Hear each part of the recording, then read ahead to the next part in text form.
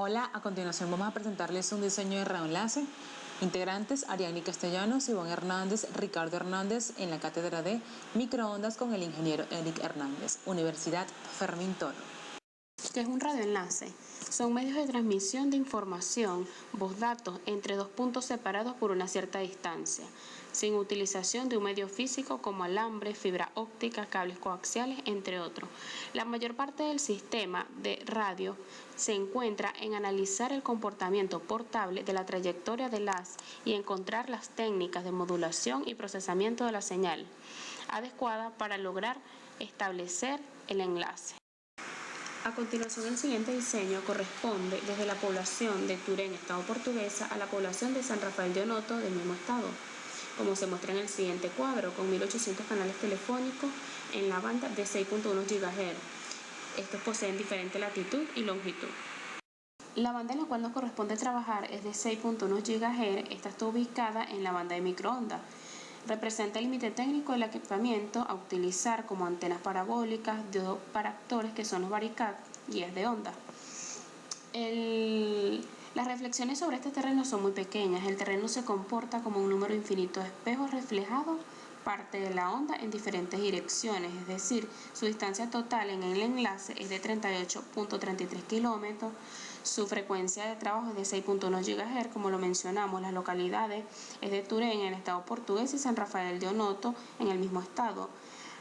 Altura de las torres es de 40 metros cada una. El tipo de antena es direccional y su ganancia de antena es de 30 dB. Ubicación geoestacionaria. La ubicación la obtuvimos gracias al software Radio Mobile y a través de la aplicación Google Earth para mostrar imágenes satelitales y para datos de elevación del terreno correspondiente.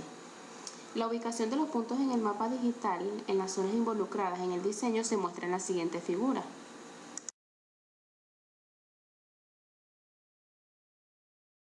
Disposición de la frecuencia para la banda de 6.1 GHz.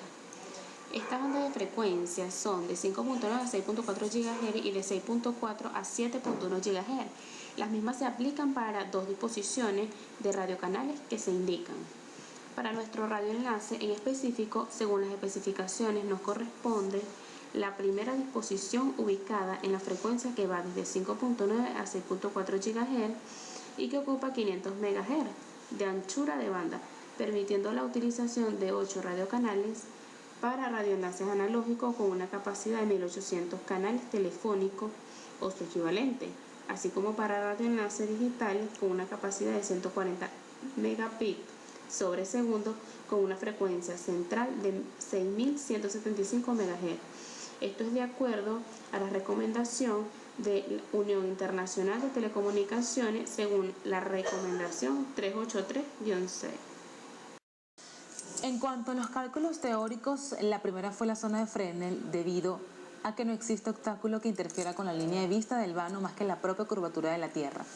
Se tomó como referencia un punto donde se ubicaría la primera zona de Fresnel. Por supuesto, el otro punto a calcular fue la zona de Fresnel, de el cual se ubicó entre 18,93 kilómetros a los 19,41 entre la población de Turén, estado Portuguesa, en sentido hacia la población de San Rafael de Onoto del mismo. Seguidamente, en cuanto a los cálculos teóricos, tenemos que es necesario primero identificar los datos para luego aplicar la ecuación para el cálculo de Fresnel, los cuales son: distancia 1, 18,93 kilómetros, que es la distancia en metros del punto 1 al punto donde se desea calcular la zona del Fresnel. La distancia número 2, de 19,41 kilómetros, que es la distancia en metros desde el punto donde se desea calcular la zona de Fresnel al punto número 2, con una frecuencia de 6.1 GHz, que es la frecuencia de operación del enlace, y por supuesto la distancia de 38,33 kilómetros, que es la distancia total de nuestro enlace. En esta fórmula podemos observar la ecuación siguiente para calcular el mismo. Continuando con los cálculos teóricos, seguidamente sustituimos los datos del enlace en la ecuación anterior obteniendo el radio de la zona de Fresnel con 1 metro de 1,41. Este valor nos indica que la primera zona de Fresnel tiene un radio de 1,41 metros y por lo tanto se puede apreciar que está bastante despejado el radio directo y mucho más del 70% de la zona de Fresnel, lo que nos asegura por supuesto la transmisión y recepción del enlace. Seguidamente podemos tener la atenuación por propagación en el espacio libre. Para poder realizar este cálculo es necesario por supuesto conocer los datos de la ecuación con una frecuencia de 6.1 GHz y una distancia total entre dos puntos de 38.33 kilómetros.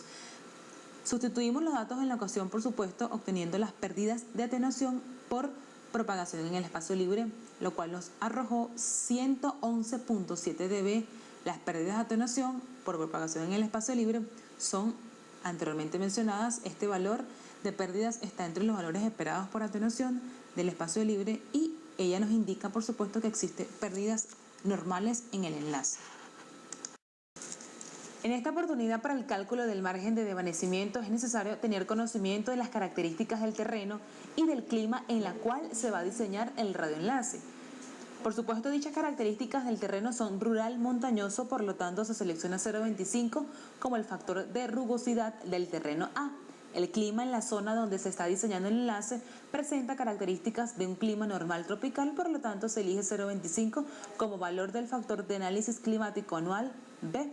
Para el diseño del enlace tiene un factor de confiabilidad del 99.99% y a continuación se especifican los datos necesarios para este cálculo.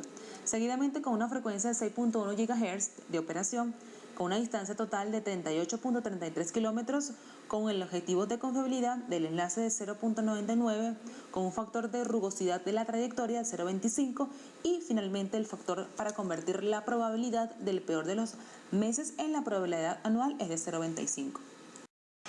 Finalizando los cálculos teóricos de este radioenlace, sustituimos los datos proporcionados en la ecuación anterior obteniendo un margen de desvanecimiento de 21.9 dB. Seguidamente, para el cálculo de la potencia recibida es necesario conocer los siguientes datos para luego hacer la sustitución de los mismos en la ecuación. Con un diámetro de 2 metros de la parábola de las antenas, una frecuencia de 6.1 GHz, una ganancia de 39.15 dBi, una pérdida de trayectoria de espacio libre de 111.7 dB, una pérdida de línea de 0.5 dB, una pérdida total de acoplamiento en los circuladores, filtros y red de distribución de 1 dB y finalmente una potencia de salida del transmisor de 30 dB. Para luego, por supuesto, obtener los datos y sustituirlos en la ecuación anterior, se obtiene que el valor de la potencia que se está recibiendo en el receptor es igual a menos 34.6 dB. La potencia de recepción calculada nos indica que el enlace está recibiendo la señal desde el transmisor, ya que la sensibilidad de recepción de este sistema es de 34.6 dB.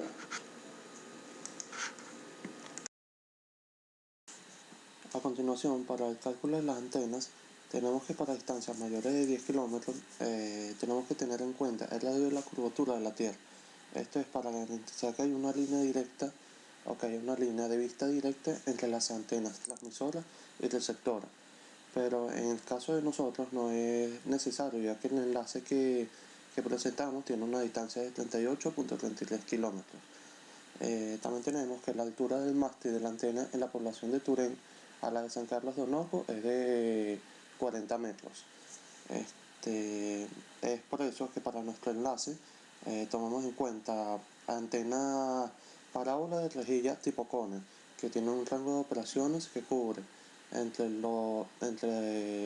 los 5.8 GHz hasta los 6.4 GHz, según su fabricante. Primero que nada hay que calcular la longitud de la onda, donde tenemos que esta es igual a C sobre F, que C es nuestra velocidad de la luz y F es la frecuencia del enlace.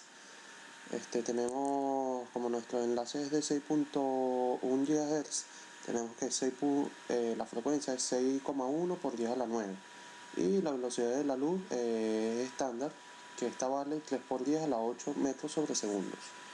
Tenemos ahora que la fórmula nos queda la longitud de onda es C sobre F. Esto nos da un resultado de 0,05 metros. Ahora calculamos la potencia isotrópica radiada electiva. o como sus siglas las definen, el cálculo del PIR. Para esta tenemos que conocer la potencia del transmisor y la ganancia del transmisor. Como ya la predeterminamos, tenemos que es 30 decibelios. Para esto, bueno, el PIR lo calculamos en dBm y es igual a la potencia del transmisor más la ganancia del transmisor. Esto nos da igual de 60 dB. Ahora procedemos a calcular la relación de señal-ruido. Para este cálculo tenemos que en el enlace es necesario conocer la potencia de recepción, la cual ya la calculamos anteriormente. Esta nos dio menos 34.6 dB. La sustituimos en la fórmula, ¿verdad? Para que nos dé un igual de 70.83 la señal de ruido. Esto nos debe reflejada en dB. Continuamos calculando la potencia de ruido psicométrico. Para el cálculo de esta tenemos que tener la relación de señal-ruido, la cual la calculamos anteriormente también. Para esto sustituimos en la fórmula de la potencia, que es igual a 10 logaritmos de 90 menos la señal de ruido entre 10, para que nos dé un total de 19,18 picowatts. Podemos ver que el ruido safométrico en presencia de abastecimiento tiene una magnitud dentro de estos rangos normales, debido a las características que presenta el enlace. Ahora tenemos la atenuación por desvanecimiento. Tenemos que los métodos para calcular estas pérdidas dan valores medios de atenuación, ofreciendo así una probabilidad del 50% de ocurrencia del 50% del tiempo. Para esto es cuando hablamos de las bandas usadas en radioenlaces. Mencionamos el desvanecimiento de la señal fading, que ocurren fundamentalmente a causa de la curvatura o del curvado inverso del haz y por las trayectorias múltiples que toma la señal para un solo enlace. Ahora tenemos el desvanecimiento no selectivo.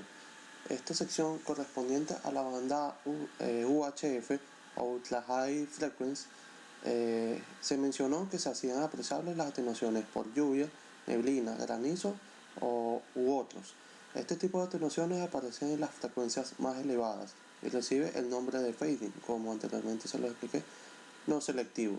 Es decir, el desvanecimiento que es plano en un entorno de frecuencias bastante amplio. En nuestro enlace en particular, la atenuación más importante la produce la lluvia,